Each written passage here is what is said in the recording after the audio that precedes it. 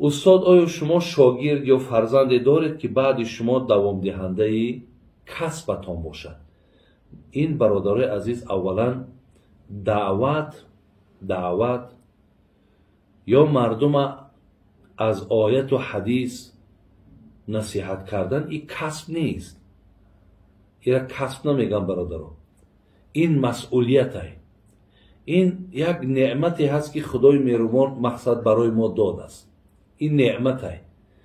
تمام کتاب‌هایی را که اولی ورق شاین کتاب نویسا میگن الحمدلله الذی جعلنا من الناصحین.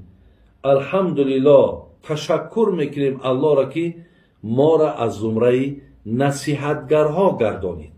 برای منم یک نفری هستم که الله را سپاسگزاری میکنم که من از زمره نصیحتگرها هستم و به مردم تا امروز الحمدلله رب العالمین که زیاده از 30 سال شد به گوش مردم سخن خدا و رسول او را میرسانم.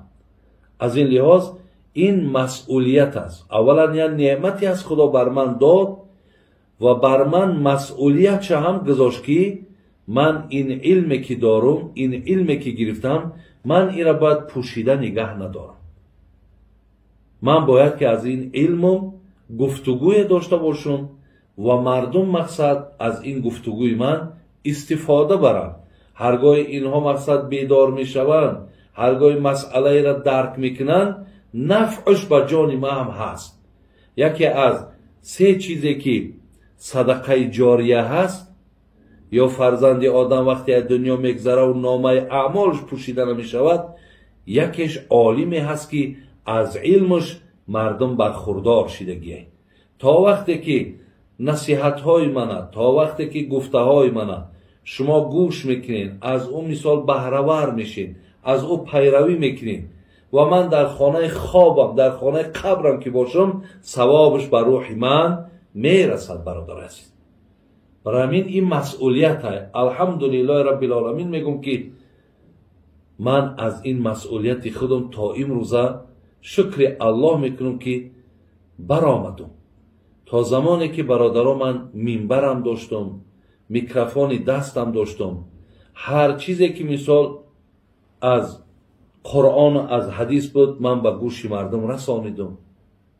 تا زمانی که مقصد بالای منبر بودم، الحمدلله که یگان دقیقه وقت من بیهوده نگذرانیدم.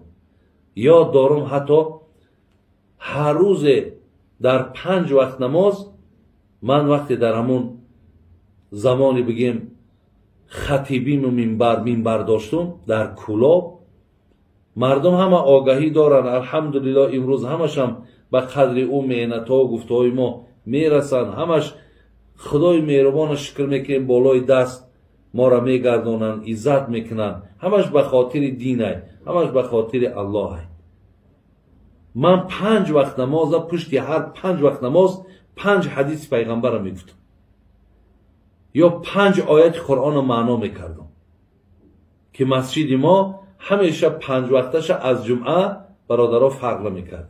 بین عصر و با شام 1 ساعت دیگر هم با موعظه داشتیم، بغیر آنه که با روزای جمعه ما پند نصیحت داشتیم.